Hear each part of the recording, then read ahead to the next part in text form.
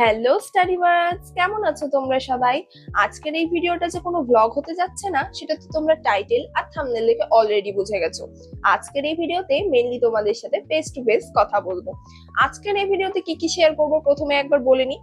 ফার্স্টেই শেয়ার করবো আমার লাইফ আপডেট, অর্থাৎ আমি এখন কি কি করছি বা কোন কোন কোচিং এ যাচ্ছি, কোন স্ট্রিম নিয়েছি, এইগুলো নিয়ে। দ্বিতীয়তে কথা বলবো তোমরা যারা এসএসসি ক্যান্ডিডেটস আছো তাদের কোন স্ট্রিম নেওয়া উচিত বা কি করা উচিত, কোন কোচিং এ ভর্তি হওয়া উচিত, এই সমস্ত নিয়ে কথা বলবো। আর সব শেষে অবশ্যই আমার প্রিয় জুনিয়র্স এসএসসি 27 এবং 28 দের নিয়ে কথা তো থাকবেই। তো যাই হোক, চলো চলে যাওয়া যাক মূল বিষয়ে। তো প্রথমেই শেয়ার করা যাক আমার লাইফ আপডেট, অর্থাৎ বর্তমানে আমি কি কি করছি সেই কথাতে। এই কদিন আমি যেগুলো ভ্লগ আপলোড করেছি বা মিনি ভ্লগ আপলোড করেছি সেগুলো দেখলে আশা করি তোমরা সবাই বুঝে গেছো যে আমি স্ট্রিম চেঞ্জ করিনি, অর্থাৎ আমি ক্লাস 10 সায়েন্স নিয়েছিলাম, আবার এখনো এইচএসসি তে সায়েন্সই নিয়েছি।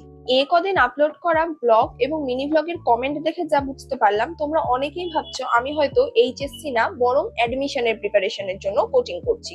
তো তোমাদের জন্য বলবো আমি আসলে অ্যাডমিশনের জন্য কোনো প্রিপারেশন নিচ্ছি না, আর অ্যাডমিশন দেওয়ার মতো আমার কাছে কোনো প্রস্তুতি বা প্ল্যান কিছুই নেই। আর আমি অ্যাডমিশন দেব না বলেই শুরু থেকে ভেবেছি। আর এই কথাটা তো আমি তোমাদের সাথে এই ভিডিওতে অলরেডি শেয়ার করেছিলাম। তো যাই হোক, এখন তোমরা জেনে নাও যে আমি অ্যাডমিশনের জন্য কোনোরূপ প্রিপারেশন নিচ্ছি না। এখন আমি শুধুমাত্র এইচএসসির জন্য প্রিপারেশন নেওয়া শুরু করেছি। প্রিপারেশন নেওয়া শুরু করেছি বললেও ভুল হবে, কারণ আমি এখন শুধুমাত্র কোচিং এই ভর্তি হয়েছি, সেইভাবে এখন আর প্রিপারেশন নেওয়া শুরু হয়নি। আর তোমরা অনেকেই কমেন্ট করছো আমি নাকি অনেক তাড়াতাড়ি ভর্তি হয়ে গেছি, রেজাল্টের আগে নাকি ভর্তি হওয়া উচিত না, এই সমস্ত কথা বলছো। তাদের জন্য আমি বলবো আমি যখন কোচিং এ যাই তখন যেহেতু আমি আরো রিগ্রেট ফিল করছিলাম, কারণ সবাই তার আগে থেকেই ভর্তি হয়ে গেছে। মানে যারা বাড়িতে প্রাইভেট পড়তো তারা নাকি এসএসসি শেষ হওয়ার পরের দিন থেকেই ইন্টারের পড়া শুরু করে দিয়েছে। আর যারা কোচিং এ যাচ্ছে বাইরে কোচিং করার জন্য, ব্যাচে পড়ার জন্য, তারা নাকি প্র্যাকটিক্যাল এক্সাম শেষ হওয়ার পরেই যত ছুটি ছিল সব শেষ করেই নাকি তারা কোচিং শুরু করে দিয়েছে। আমি তো বরং যে দেখছি ওখানে আমি লেট। যাই হোক, এবার আসা যাক স্ট্রিম চুজ করার কথা নিয়ে এবং কোচিং করার কথা নিয়ে। প্রথমেই বলে রাখি আমি কিন্তু এইচএসসি জার্নিতে কেবলই পা রাখলাম, সো আমার কথা দিয়ে কিছু ভুল থাকতেই পারে। তাই জন্য তোমরা অবশ্যই কোনো ভালো সিনিয়রের কাছ থেকে সাজেশন নিয়ে নেবে। আর যদি আমার কোনো সিনিয়র এই ভিডিও দেখে থাকো তাহলে আমার ভুলটাও শুধরে দিও কমেন্ট সেকশনে। পার্সোনালি আমার মতে স্ট্রিম চুজ করার ক্ষেত্রে রেজাল্ট বা নিজের ভালো বা খারাপ পারার থেকে নিজের পছন্দ কোনটা সেইটাই চুজ করা বেশি ভালো। অনেকের মধ্যে আমি এরকম মেন্টালিটি দেখেছি যে রেজাল্টের অপেক্ষা করে আছে তারা, যেন যদি রেজাল্ট ভালো হয় তাহলে সায়েন্স নেবে, আর যদি রেজাল্ট ভালো না হয় তাহলে অন্য স্ট্রিমে নেবে। কিন্তু আমার মতে যেটা তোমার মন থেকে পছন্দ, তুমি ভালো পারো বা না পারো, তোমার যেটা পছন্দ আসলেই সেইটার দিক থেকে বিবেচনা করেই স্ট্রিম চুজ করা উচিত। আর স্কুল লেভেলের সিলেবাস আর এইচএসসি লেভেলের সিলেবাসের তো আকাশ পাতাল তফাৎ।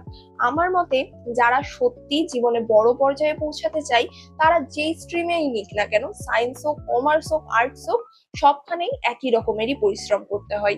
তাই জন্যই যদি তোমরা কোনো স্ট্রিম চুজ করতে চাও তাহলে আমার মতে যেটা পছন্দ সেই বিবেচনায় চুজ করা উচিত।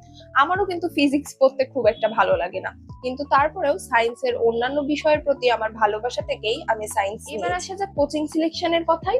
যারা সায়েন্স নিয়েছো তাদের জন্য তো ফিজিক্স, কেমিস্ট্রি, ম্যাথ, বায়োলজি, এই চারটা তো অবশ্যই কোচিং নিতেই হবে। আর আমার মতে তো অফলাইনে নেওয়াই এই চারটা ভালো, কারণ অফলাইনে সরাসরি পড়া বোঝা এবং পরীক্ষা দেওয়ার ক্ষেত্রে তো আরো ভালো হয়ে যায় বিষয়টা অনলাইনের তুলনায়। আর আরো যে তিনটা সাবজেক্ট থাকে, তিনটা যেটা কমন সাবজেক্ট, যেমন বাংলা, ইংলিশ আর আইসিটি, এই তিনটার ক্ষেত্রে তোমরা চাইলে অফলাইনেও নিতে পারো আবার অনলাইনেও নিতে পারো।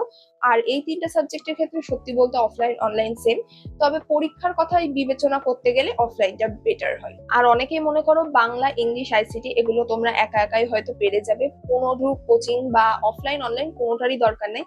এটা কিন্তু একদম ভুল ধারণা, কারণ বাংলা ব্যাকরণে অনেক কিছু আছে, ইংলিশ ব্যাকরণও পড়তে হবে। আর বাংলা ব্যাকরণে এবার সম্ভবত শুধু এমসিকিউ না, লিখিতও আসবে ব্যাকরণ থেকে। আর তার চেয়ে বড় কথা আইসিটিটা তো পড়লে খুব ভালোই হয়, কারণ আইসিটিতেও অনেক নতুন নতুন ধরনের টার্মস আছে। যাই হোক, এগুলো বিষয়ে তোমাদের পরিচিত কোনো সিনিয়রদের থেকে জিজ্ঞাসা করলে তোমরা আরো ভালো সাজেশন। এবার আসা যাক এসএসসি 27 এবং 28 এর কথায়। ফার্স্টেই এসএসসি 27 এর কথায় আসা যাক। এসএসসি 27 এর জন্য তো আমার সত্যি অনেক খারাপ লাগছে, কারণ তারা অনেক একটা দোটানার মধ্যে পড়ে আছে। একবার তাদের বলা হচ্ছে ডিসেম্বরে পরীক্ষা, আর একবার বলা হচ্ছে জানুয়ারিতে পরীক্ষা। ইনফ্যাক্ট আমি তো আমার এক আন্টির থেকে শুনলাম যে এসএসসি 27 নাকি দুইবার হবে, একবার ডিসেম্বরে একবার জানুয়ারিতে।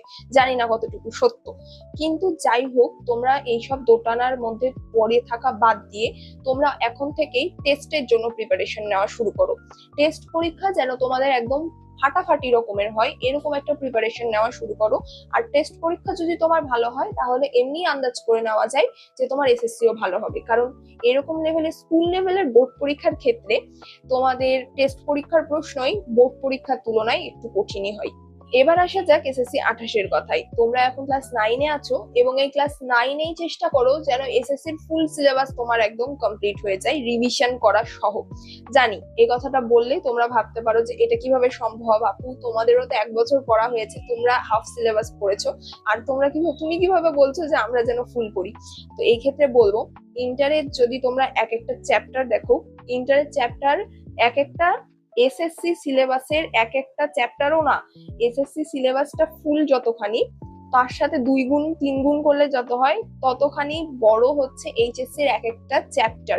তাই জন্য আমি তোমাদের বলবো এখন থেকেই বেশি বেশি পড়া প্র্যাকটিস করে নাও, আর পারলে এই ফুল সিলেবাসটা, এসএসসি ফুল সিলেবাসটা তোমাদের ক্লাস 9-এই রিভিশন সহ একদম ভালোভাবে কমপ্লিট করে ফেলো, তাহলে তোমার ক্লাস 10-এর জার্নিটাও ভালো হবে, আবার এসএসসি রেজাল্টও ভালো হবে, আবার তোমাদের পড়াশোনার একটা প্র্যাকটিসও থাকবে।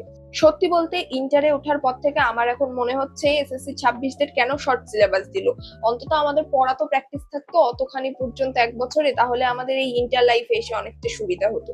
আর আরেকটা কথা বলবো, এসএসসি 27 এবং 28 তোমরা এসএসসি 26-এর মতনই আমার একদম প্রিয় আর আমার প্রিয় ভিউয়ার্স ছিলে, আছো এবং থাকবে।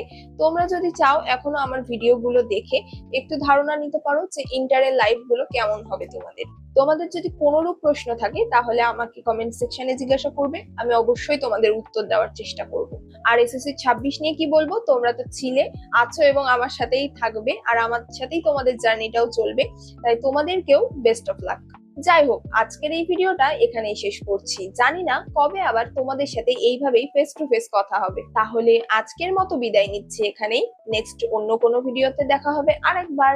So bye study birds.